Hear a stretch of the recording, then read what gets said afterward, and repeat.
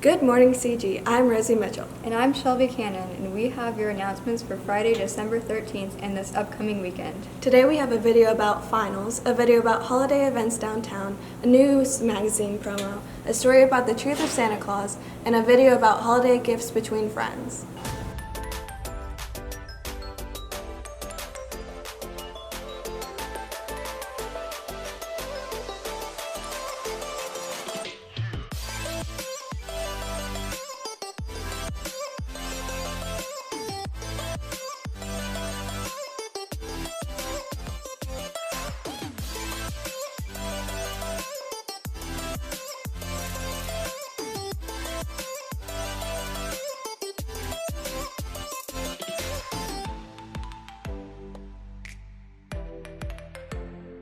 With first semester finals beginning next week, it is important to note the significance of them.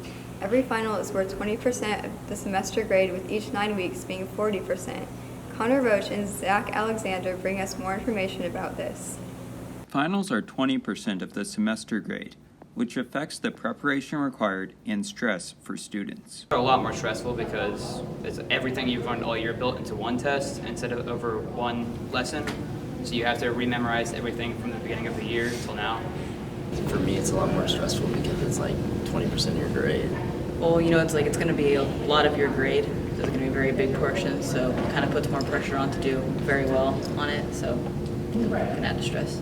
Well, for depending on the class, also we have study halls during finals, so I use that, but I also use the night before to help study and prepare.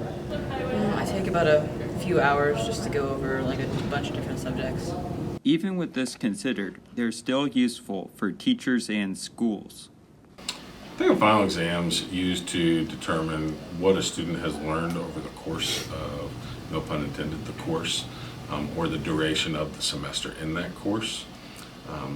Our goal is for longevity, whether that be a career, whether that be college, whether that just be the SAT, ACT.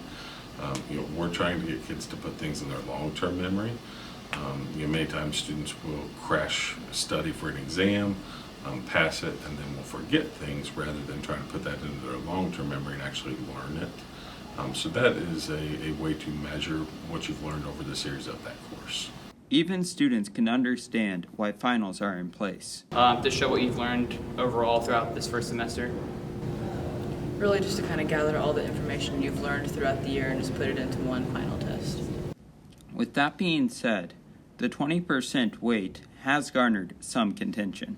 We're actually in some conversations right now, and we'll continue those conversations of how should we calculate a semester grade? What's the best way to calculate a semester grade for kids? Right now, since I've been here, it's been 20%, but I think there are people on both sides of that conversation that say 20% is sufficient. Some say it is too much. Right now our goal is to do what's best for kids, and those are the conversations that we're engaging in right now.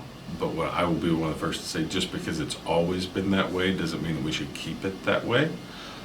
So that's part of our purpose in engaging with our teachers and department chairs to find out what is best for students. Thanks, guys. Good luck to everyone on their finals next week. After finals are over, winter break begins, and there's plenty of time to relax and enjoy the holidays. Abigail Johnson brings us a video about the holiday events in downtown Indianapolis. With the holiday season upon us, the Indianapolis area offers different things for you to experience during the holiday season, along with your friends and family once you finish up finals. There are many different lighting experiences in the area. Though many students enjoy taking pictures among the art inside the museum, Newfields offers exterior lighting experience complete with music, hot chocolate, and of course, Christmas lights. Newfields winter lights will be lit until January 5th. In the heart of Indianapolis, one of the main staples of our state is a monument in the Circle, especially around Christmas time. The Circle of Lights lighting event took place on Black Friday, but you can still catch the 284 feet Christmas tree every night in Indianapolis until January 11th. Since 1967, the Indianapolis Zoo has been putting on the Christmas at the Zoo event where you can explore the Christmas lights, see your favorite animals, and visit Santa and his reindeer. The zoo also features a special holiday dolphin show to get you in the holiday spirit. Not only does Indianapolis offer exterior illumination, there are also many opportunities to catch performing arts in the area. Hamilton, one of the most popular musicals at the moment, opened this week in Indianapolis.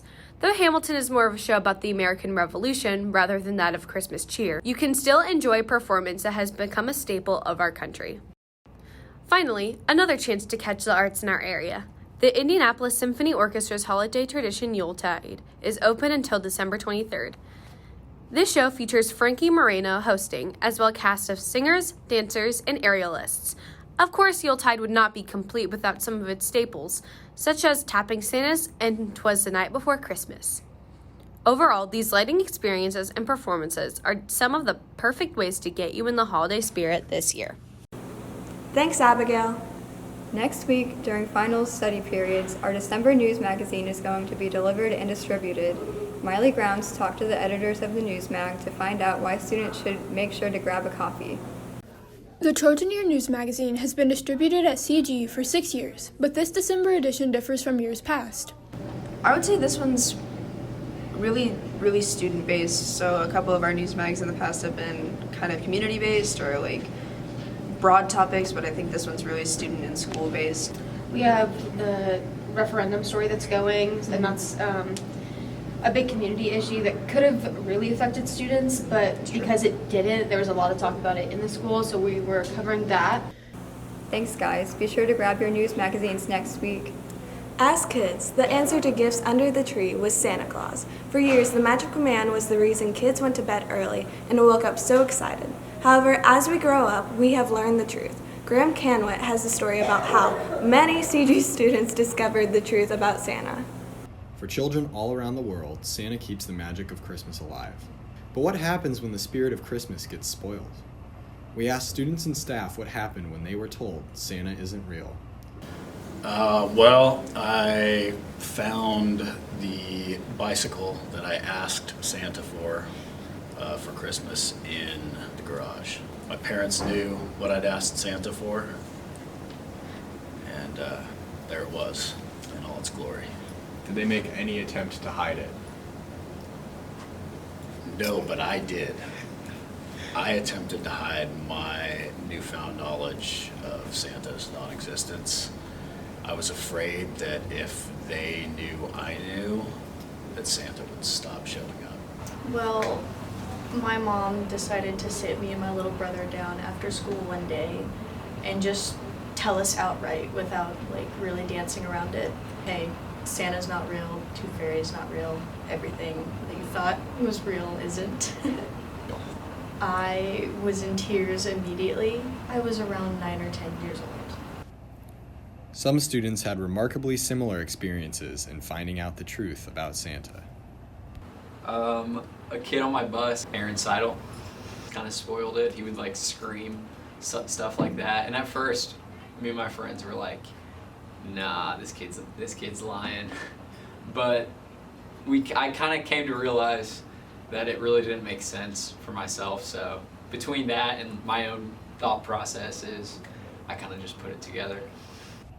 While some students had the secret spoiled for them, others took matters into their own hands. First of all, no, I don't remember, but I do remember very specifically in first grade, getting in trouble, having to go to the principal's office because I told the whole class Santa wasn't real, and that's back when we still would get spankings, and I was worried I was going to get a spanking in the office, but I didn't. But I realized I shouldn't have been a jerk. In general, community members agreed that finding out about Santa did not ruin Christmas for them. I was just thinking about this the other day. It's different now, especially now that I'm older, even now where the idea of Christmas is a little more about the giving than getting. It's different. It's a different type of magic. It's a different type of happiness. I remember Christmas Eve didn't really feel the same anymore. I'm not really looking forward to what I'm going to get, but about the family time I get. So I think it took a few years for that to set in, but as you get older, you start to see what Christmas is really about, getting to be with your family, with your friends. It's not as much about the gifts as it is about when you're 6 or 7 years older when you think Santa's bringing you presents. In fact, almost right now, Santa is real. I still believe in Santa. And Merry Christmas. Thanks, Graham. As Christmas is right around the corner, gift purchases and for family and friends are being made, but sometimes shopping for certain people can be hard. Here's Maddie Knox with the Holiday Gift Guide. The holidays are coming up, and this time of year can be stressful for many. Finding a gift for a family member or a friend can be challenging. Sometimes I get them gift cards because I'm not the best at giving gifts. And I just ask them what they like. So typically I just get blankets or sweatshirts or stuff like that. Usually I just get them some clothing, like a shirt, sweatshirt. I usually buy them stocking stuffers or candy or chocolate most of the time. If you go into holiday shopping with certain stores in mind, it can make it a lot easier to find the perfect gift and save time. I shop at little shops like Bath and Body Works, or I get them little toiletries or something like that. Figuring out how much to spend on a friend can also be difficult. There's nothing more awkward than receiving a big gift and giving a small one. It's a good idea to talk with your friend beforehand. I try to limit it because I typically get gifts for a few other people, so probably $30 to $40. I usually spend $15 to $20 on my friends. Part of the holiday spirit is also the concept of giving. Giving gifts to friends is not only fun, but rewarding. It's kind of stressful sometimes, but it's fun.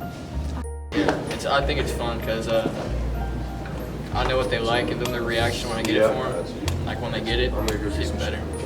Yeah, I think it's fun to see how they react when you give it to them.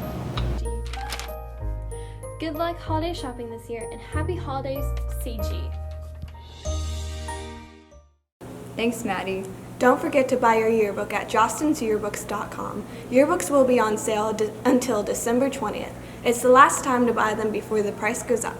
Remember to keep up with all the sports action on Twitter at CG_sports. And that's all we have for you today. See you next year, CG!